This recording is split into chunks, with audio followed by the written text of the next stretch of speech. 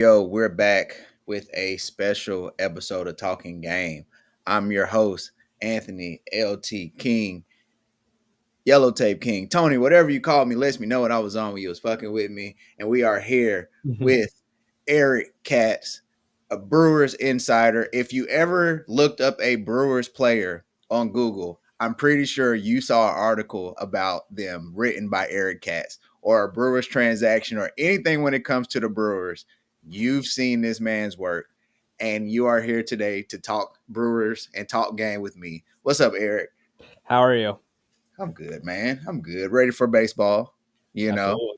do you get more like, are you starting to feel like the day before school? Like now that we're getting closer and closer to baseball, it's like, oh my gosh, day before the first day of school, I should say. Oh, spring training. Spring training. I feel like I'm the kid led into the candy store. Yeah. And it's spring training is unique because you get to see the mix of the high prospects and the big leaguers. You know what I'm saying? To see how that works, Mhm. like that dynamic works for sure. It's really cool to actually go see it in person at a spring training site because the teams are so much more relaxed there, Yeah. and like the players are a lot more interactive too. So it's a lot easier to interact there. I mean, it's a lot. It's more interaction if you're looking for that than it obviously would be during the season. Yeah. And hey, everybody's gleeful and optimistic, right? Everybody's undefeated going into the regular season at that moment. So it makes sense for sure. Spring is eternal. Spring is eternal, and opening day is optimism. Yeah, this is true. This is true. But we're here to talk Brewers. You know what I'm saying? You are a Brewers writer. Mm-hmm. Uh, but first, before we do, I didn't have this in the notes, but I do want to ask, how did you get into writing for the Brewers? Because you are a Yankees fan. So how did you get into writing for the Brewers? Well, I only live 15 minutes away from the stadium, and since about 2021. Actually, you probably could put 19. I went to a game in 19. They were the team to see, and it was part of. And one goal of mine is to go see all 30 MLB ballparks. And I've the stadium's right there. I've been to events, and Milwaukee isn't that big of a city compared to like a Chicago compared to Chicago or even a Minneapolis. Yeah. So inevitably, you might run into them in public. Oh yeah. Um, I've had that happen before, and I've been to events of them. I helped out at a camp. The most recent event I did with them was I helped out at a camp last year that was run by Brewers second baseman Bryce Terang. Yes, I did see And that. yeah, which was a lot of fun. Nice guy, really nice guy too. Very laid back, and he was obviously in the midst of he was in the midst of having a breakout year last year. Yeah. I mean, for a second baseman to slap 81 RBIs, that's pretty good. Um, Yeah. but yeah, I mean, being able to meet him was cool. There was an event I went to back, I think, in 23, where they had an event at a bar called Dugout 54, and where it was basically a winter warm up event where I got to meet Willie Adames, I got to meet Aaron Ashby. They were all guest bartenders, which was really cool. And the now former ace Freddie Peralta, he actually bought me dinner. What? Yeah, Hey, you got a little. somebody Did you add a little extra? You know, I did. now that he was playing, yeah, he was like, "Hey, yeah, let me get the steak. I was gonna And get the chicken." oh, I had a burger. I had a burger. I had a beer. I had just all, including all the stuff on the side right there. It was Yeah. bar food, yeah, but how I found out was somebody pointed it out to me. They're like, "Oh, by the way, Freddie Peralta bought your meal," and he actually raised the glass up at me. Oh man, that's cool. That's cool. That It was interaction was great. it was a it's a moment I've got. I believe it or not, I've got all sorts of photos from that night, and it's a moment in time that it was just a perfect moment in time for me at that point. You know, it's funny because like since when we do the South Florida Tribune, we talk a lot about Hall of Fame. We talk about how the players were towards writers and stuff like that. Well, we know if Freddie Peralta comes up, and at some point, I just know in my heart you'll have a Hall of Fame vote. I know you wouldn't have no problem voting for him. No, I would no, I would not. And actually, the thing about players though is players are very perceptive, but the reason they don't generally won't like a certain writer is they said something A that was not the A that was without what they told them, or Yeah. B the writer gave them a reason for them not to like them. As long as you're straight with the player and you're not looking to hurt them in any sort of way, and you play it fair with them off the you play fair with them on the field, and you leave off the field alone. Yeah. The player will help you do the job. I mean, some other players, there are some players who are very standoffish to the media. Although Yeah. that's a little less nowadays, just because we have so much media now. Yeah. Um, so it's a little harder. It's a little harder to do. But in Milwaukee, though, for the most part, though, I'd say the players that we have are very, very open and forthcoming with the media, just trying to help do the job. Although Milwaukee's a significantly smaller market. I think it's the smallest in baseball, which I think when the A's, it'll no longer be that way, because when the A's moved to Vegas, that market's even smaller. Oh yeah. That's just crazy. Just crazy. Which Vegas is a fairly large city too. It is, but it isn't. Like it's large in, I guess, excitement maybe. But if you Right. go to Vegas, it's the strip. Like what it's not a lot outside of that, It's outside of the city itself. It's just small inside the desert. So it's basically it's a lot like Phoenix, yeah. Yeah. where it's just entertainment in the middle of the desert. That's all it is. It's like they moved Atlantic City west, pretty much. You Yeah, I know. know. Oh, I know AC very well. Well, yeah, but it's pretty much they just moved it to the desert. So it seems big because it's so much to do, but it's not that large. So it makes sense for them to be a small market. But Mm-hmm. that stadium they look like they're going to put in there is going to attract a lot of people, man, for sure. I think so. Going into the Brewers off season, how what grade would you give the Brewers for this off season? Boy, I'm gonna give them a C, and here's why. Okay. Because yeah, they brought back Brandon Woodruff, but they're paying him more than they would typically pay any starting pitcher out there. Freddie Peralta, that was expected. I'm not going to hold that against him, because that was either they were really trying to make that happen. I think they would have been okay if Freddie came back for another year, and Yeah. he played it like he had a Willie Adames year, kind of like when the Brewers opted not to trade him but bought him back for that final year, Yeah. and who actually ended up having a great year his last year and his walk year. Um, You know how that go. Caleb Durbin, that move kind of I was scratching my head on, because you just traded all of your essentially what amounts to all of your third base depth. You lose the flexibility there with Andre Monastero, who could just come off the bench and play anywhere, and he actually could come up with that big hit every now and then.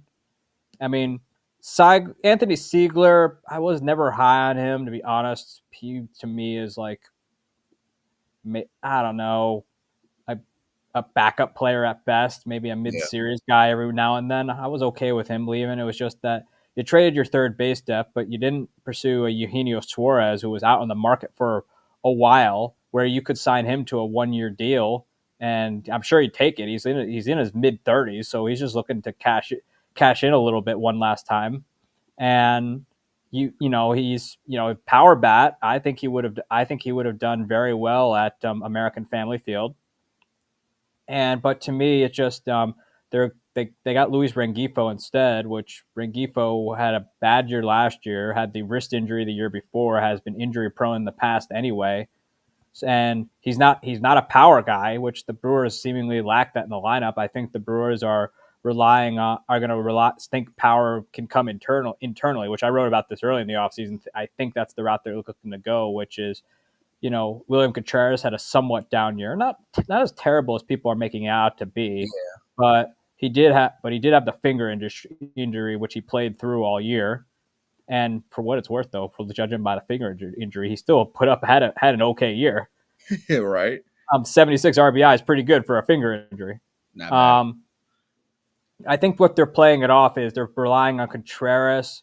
They think Bryce Terang's power is going to jump up more, because he was swinging for power more last year, and I think they're thinking Yelich can can have another year like he did last year, and also and also a full year of Andrew Vaughn. I think that's what they're going to rely on for more power, and they also think Jackson Churro hasn't tapped into his power yet, which he hasn't.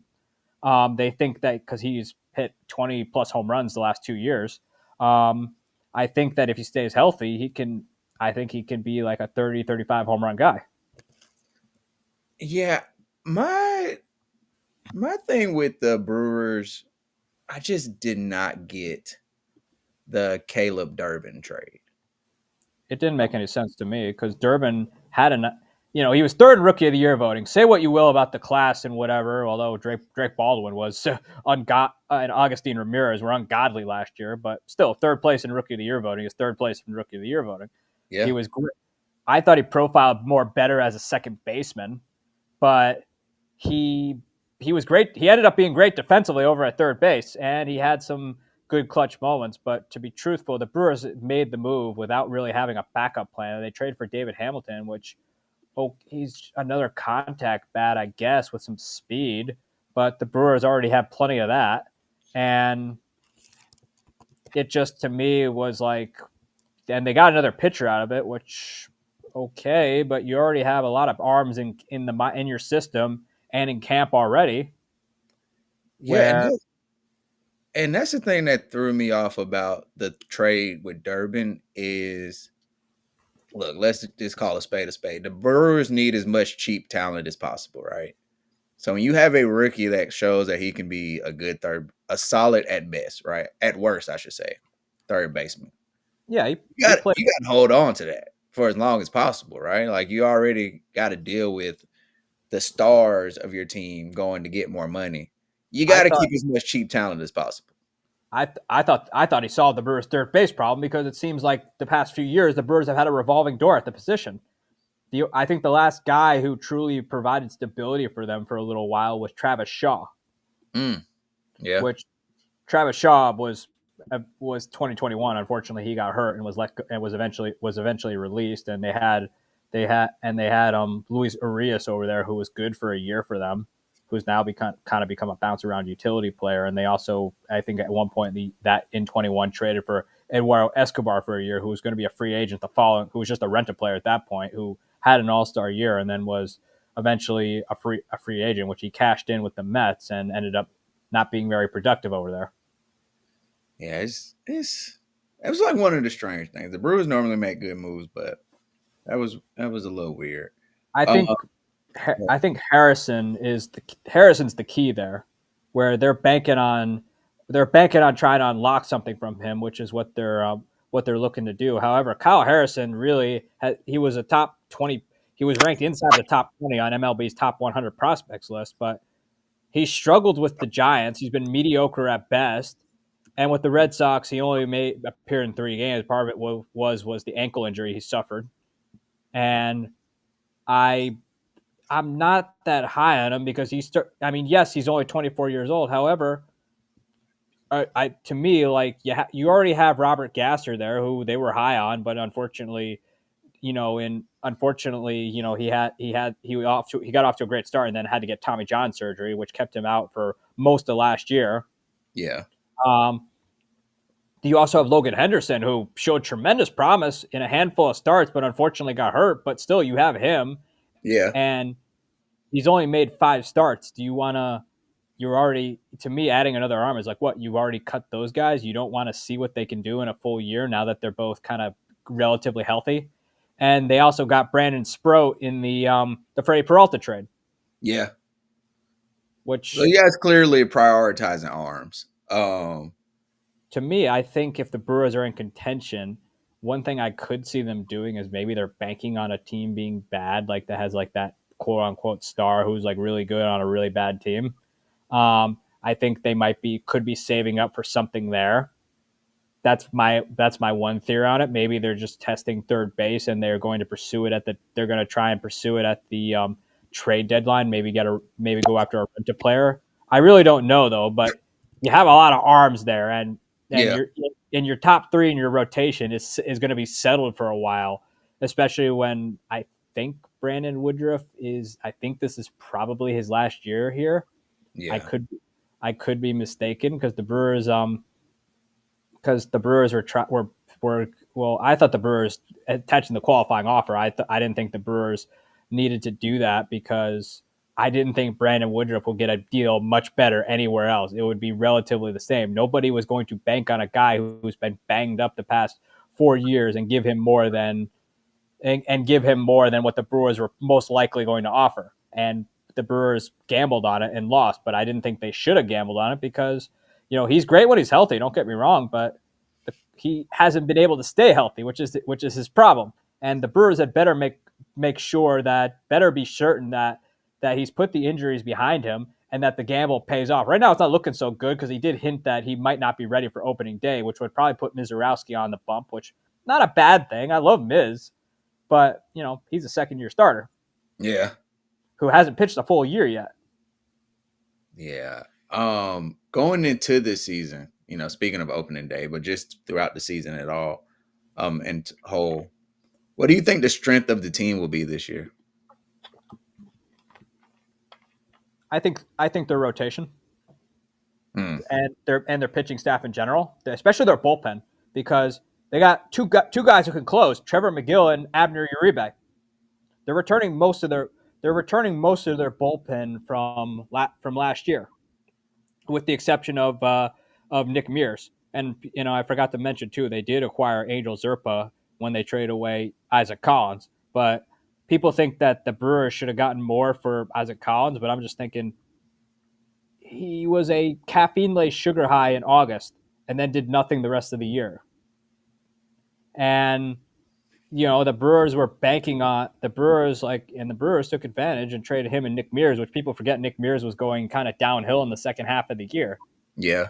And so they traded him for Angel Zerpa, which Angel Zerpa's been mediocre, but remember, the Brewers know how to get the most out of these guys, and I thought it was actually a good move. But I think their bullpen's going to be good because they're returning Abner Uribe and Trevor McGill, two guys who can close ball games. Remember, it was Abner Uribe who was the closer in the postseason, not Trevor McGill. Yeah, that's right. They got Grant Anderson, which good relief arm, not a high leverage guy, but good relief arm guy. You can throw in there. You could throw in there if you need to keep the game close, or if you need to keep the game close. Not necessarily a guy you want with a 1-run lead. Yeah. Jared Koenig, really good last year. They also have Aaron Ashby, which, I know there's keeping the door open for him to be a starter, but he hasn't really been able to be consistent enough to be a starter. But I really like him as a high leverage reliever. Dio Hall, good in a handful of the games as a reliever. I think he's a reliever at this point. Yeah. Not a starter. And Rob Zastrini, which pretty good last year, considering he's seemingly nobody wants him as he keeps on being picked up by teams and then seemingly let go by teams.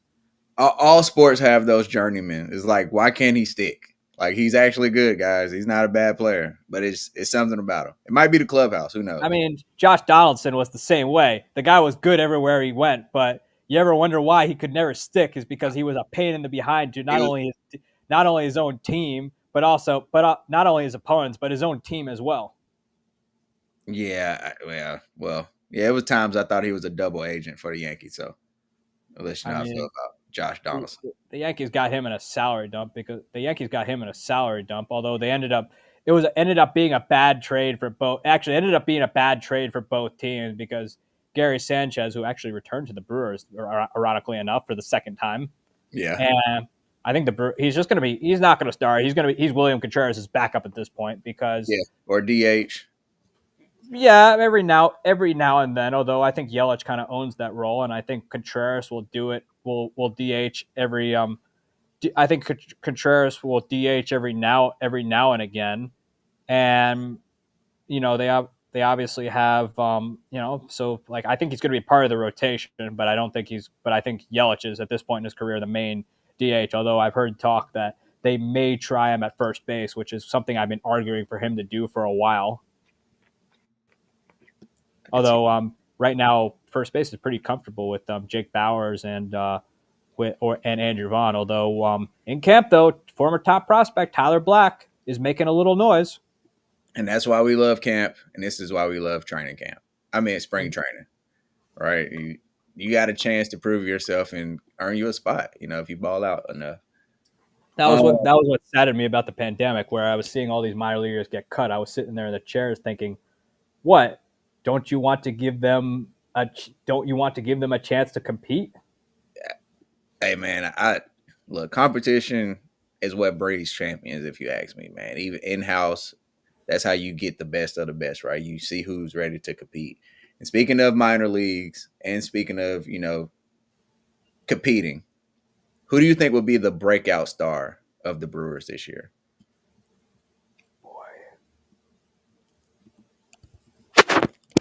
Oh boy, I think Jackson Churro.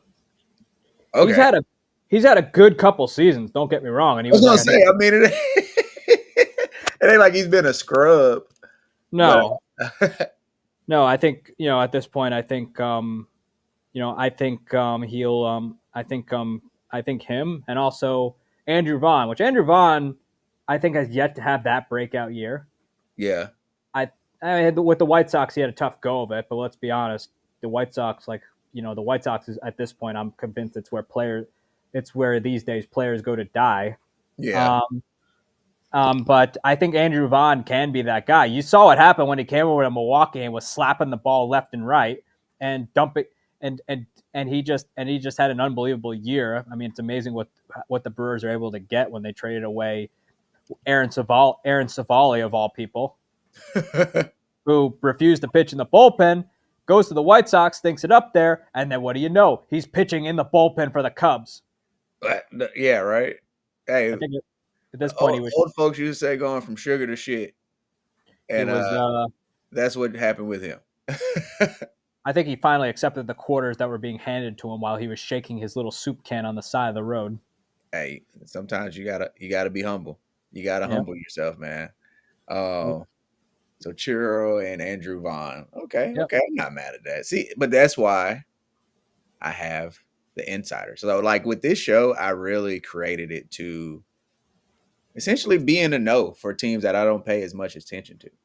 You know what I'm saying? Or any Right. sport or any region of stuff, so I can be more informed on these teams. So like that's part of the reason why I want to know who you felt like the breakout star would be, I because like, you know, and I got a feeling you're gonna be right about this. I like to think though, since Ryan Braun and Prince Fielder left, and I think when Yelich was no longer like at MVP level when he was hurt for a few years, I like to think the Brewers are like their own bubble because there's a lot of stuff that you never heard about when I started entering the fold in like 2019, and obviously when we could go back to the stadium in 2021. Yep. Terrain. I mean, he kind of broke out last year if you Yeah, really think about it, yeah, because he he really found it offensively last year, and then at one point when I was at the ballpark, I think July or August, or yeah, I think it was July or August. I was just sitting there in the chair going, he's locked in. I yeah. live for it. Hey, see, I feel like all of these questions have been flowing perfectly because that goes right into the next thing I had. And I Yep. don't know if that's the answer, but who is your favorite brewer to watch play? All time or since I've been here, Yeah, could it since you be? Oh, all are you talking all time or currently? currently right now, and then you can go all time because I didn't think all time at first. But give me your current, and then we'll go all time. Probably Contreras or Churro. I like Contreras a lot, man. So do I. I mean, I was at a free. I mean, the Brewers, what they do at the stadium is they have free jersey. They have free jersey day, which is not the authentic thing, but they hand them out at the front gate when you walk in.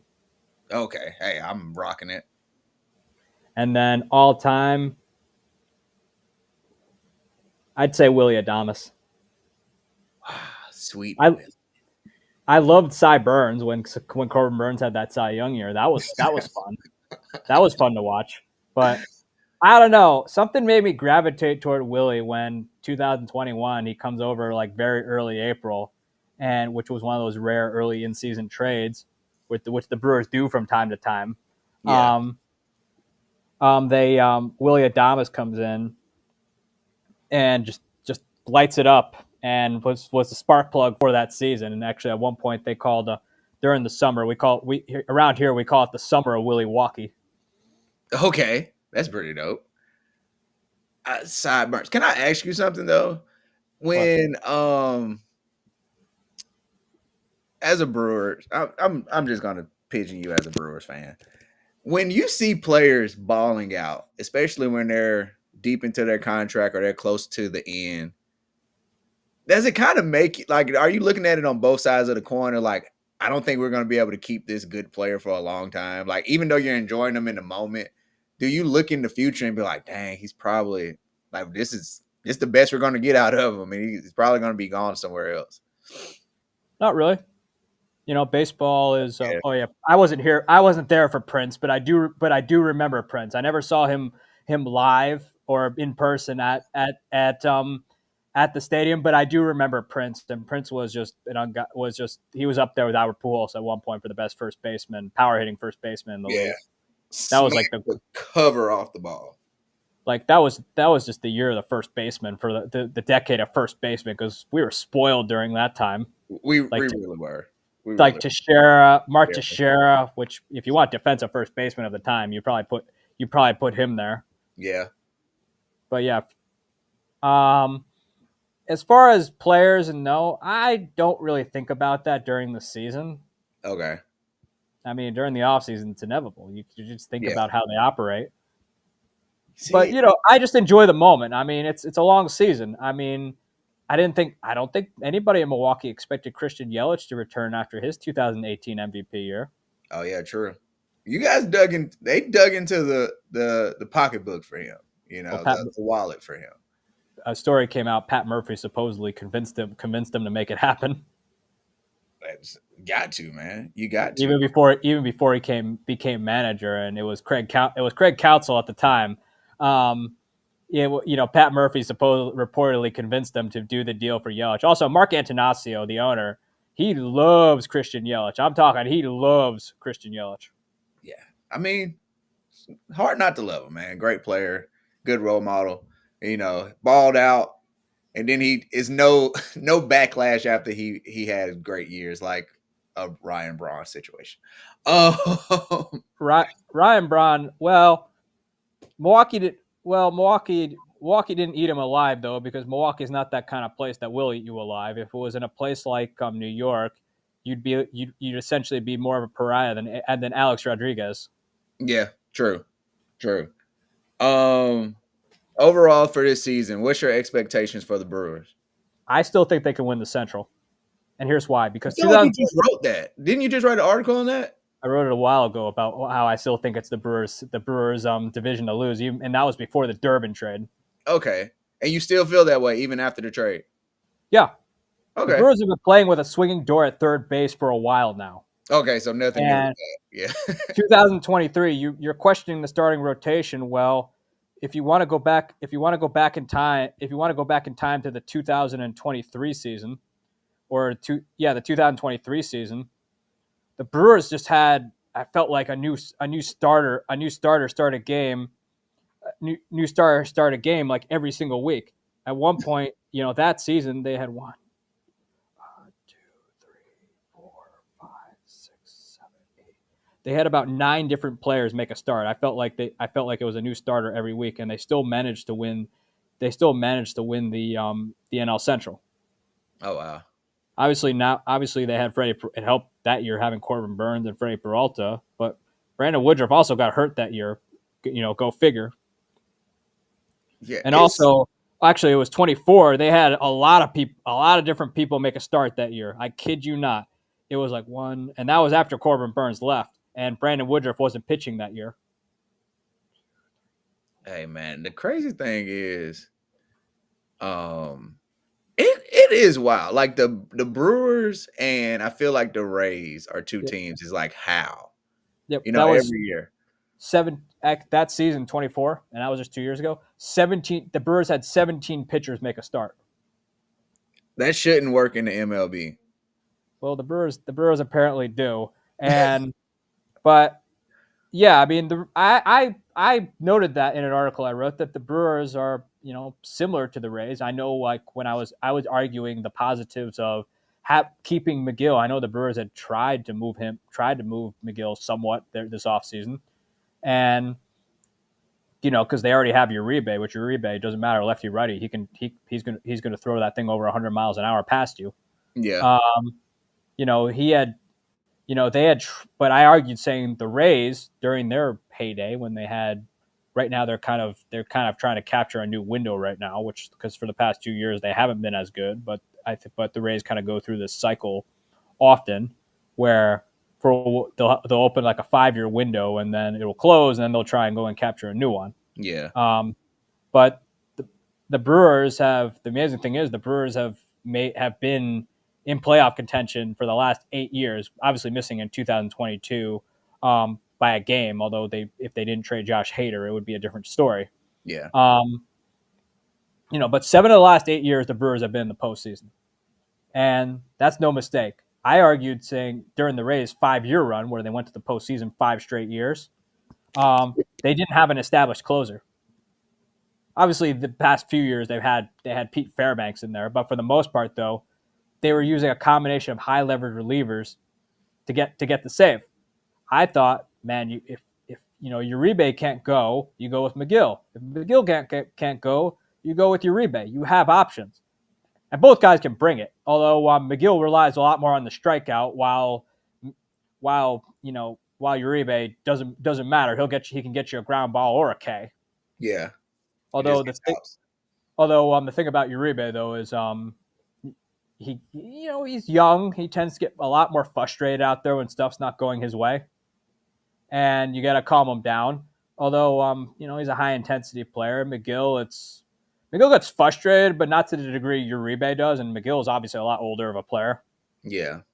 But Uribe is young. He'll figure it out. He's already proven that he proved to be able. He proved he could pitch on the biggest stage when it was him who got the save in Game 5 of the NLDS against the Chicago Cubs, which sent Cubs fans crying down I-94 after the W flag, which I had no issue with that. I didn't think there was a problem with it because Cub fans were already do the whole Wrigley North thing, and I guess Cub fans don't like a taste of their own medicine. No, not at all. No one. Hey, man, sore losers are real, man. Sore losers are real. And Cubs fans since 2016 have become a lot more sore than they ever did during the 108-year course. I promise. Yeah, they became entitled as fans. They haven't. Well, as you noticed though, during that time after the World Series, they kind of started to gradually go downhill. Although in 2021 though, the trades that they made, the fire sale was the right thing to do because honestly, aside, Baez has just started to kind of somewhat come back to what he was. Although he became a bit of a jerk when he went to the Mets. Bryant, his body's falling apart on him, and the only reason he's not retiring is because he knows he's getting good money off that contract. Yeah. And cashing Rizzo went to the Yankees, and God bless Rizzo. I loved Rizzo with New York. It's just he was not the same guy. No, not at all. He was solid, productive, but not all-star caliber like he was with the Cubs. But at the end of the day, though, and also the reason it didn't become a dynasty like people said it was because they didn't get that second win that the Astros did. And the Cubs did the right thing.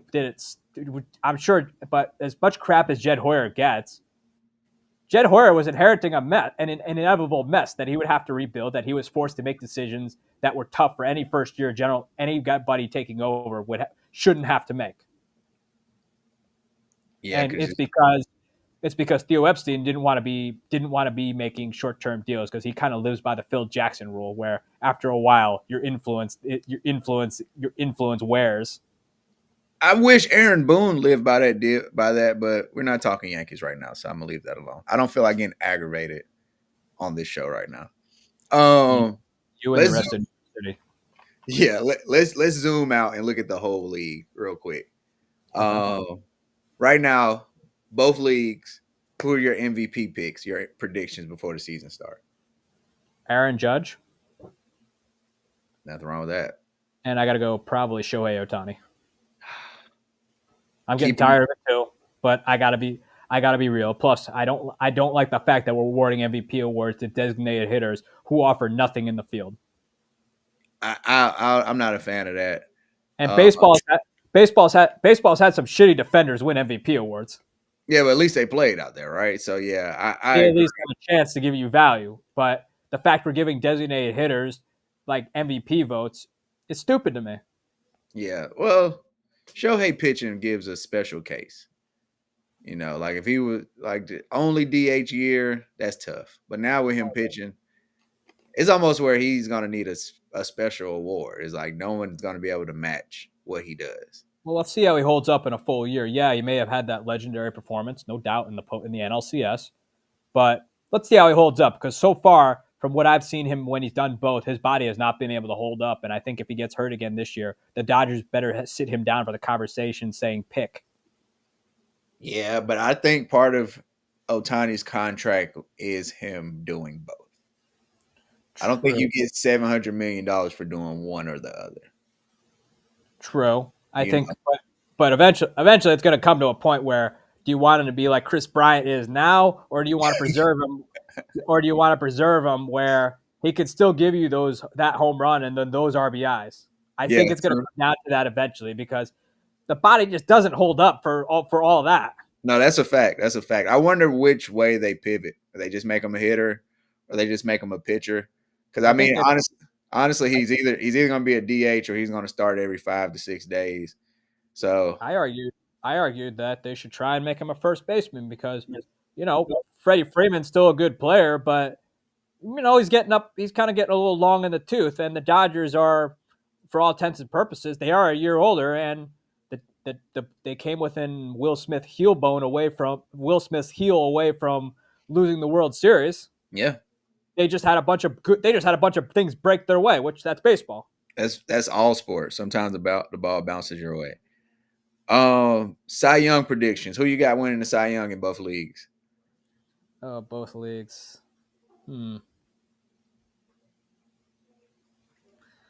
Oh boy, I got to think about this one just because I normally make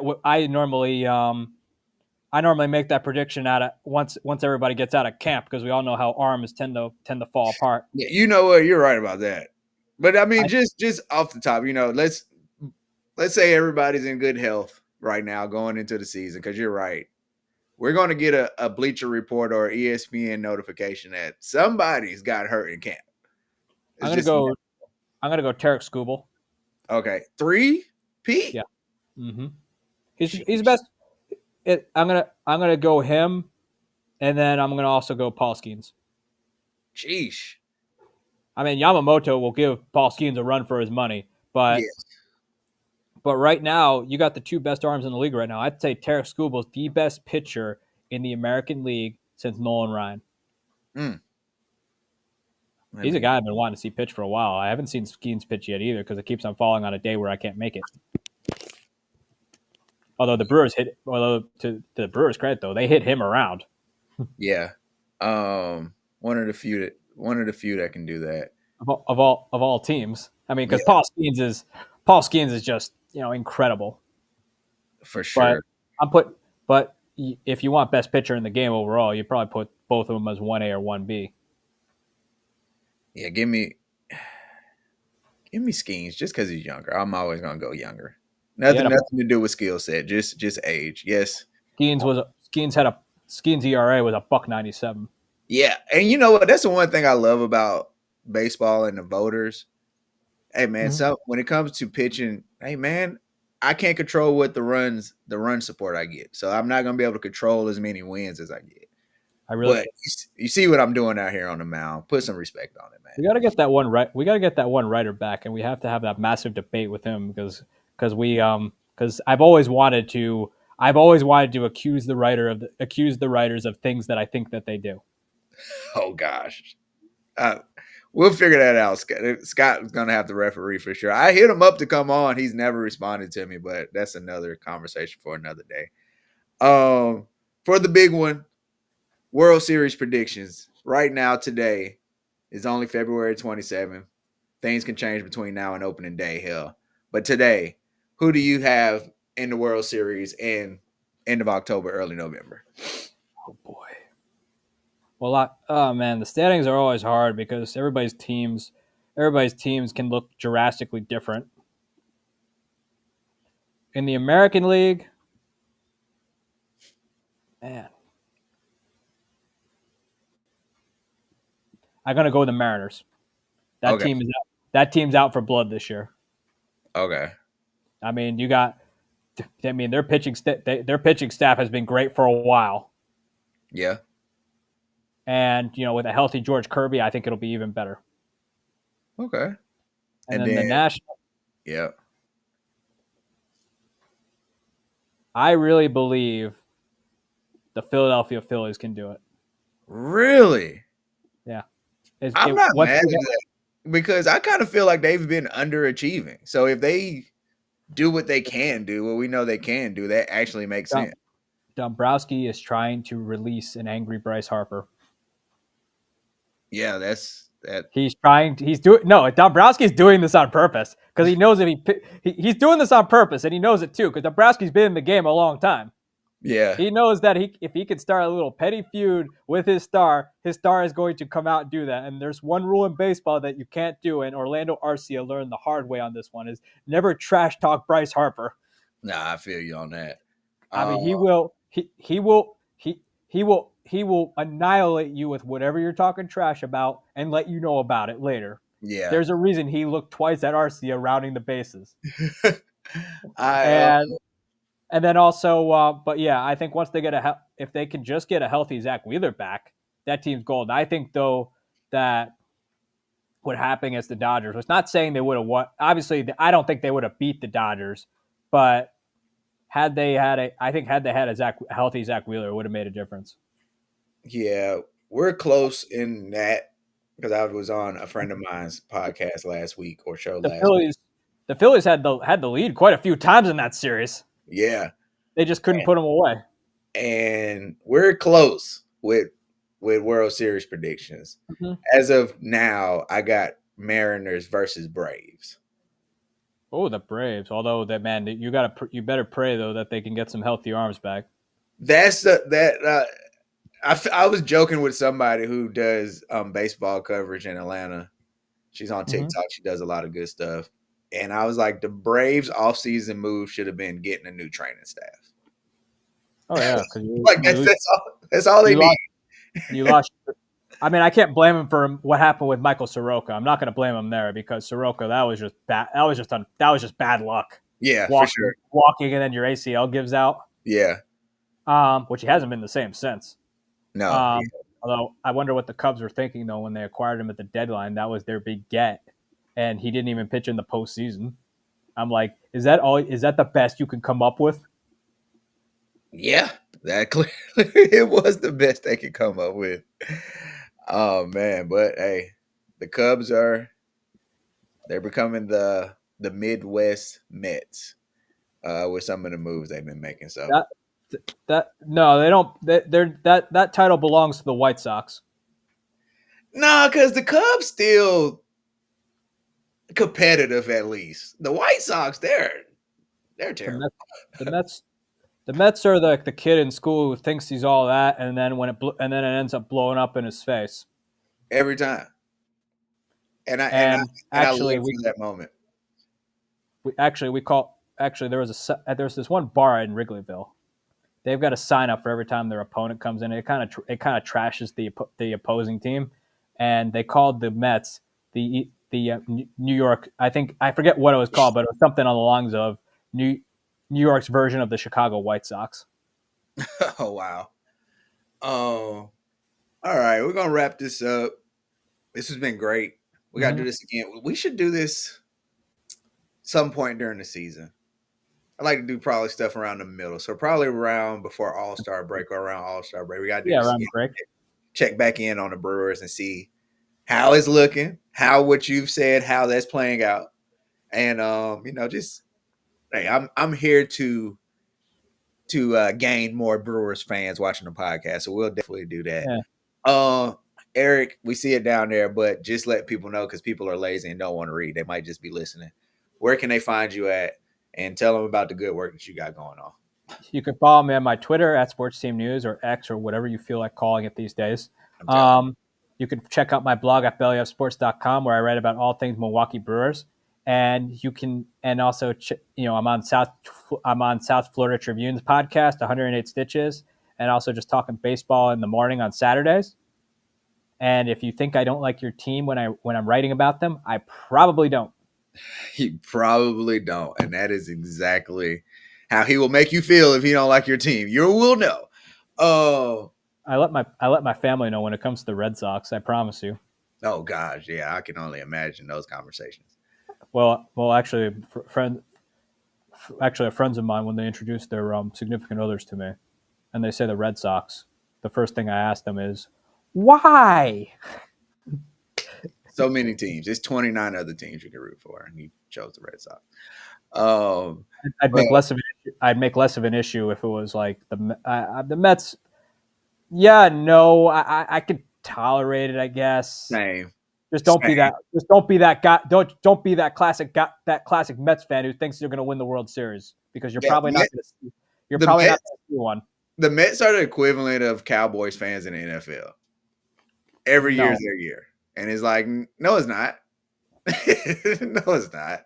every time I see them in first, and this happened in 2021 and also last year when they had the best record in baseball for a little bit.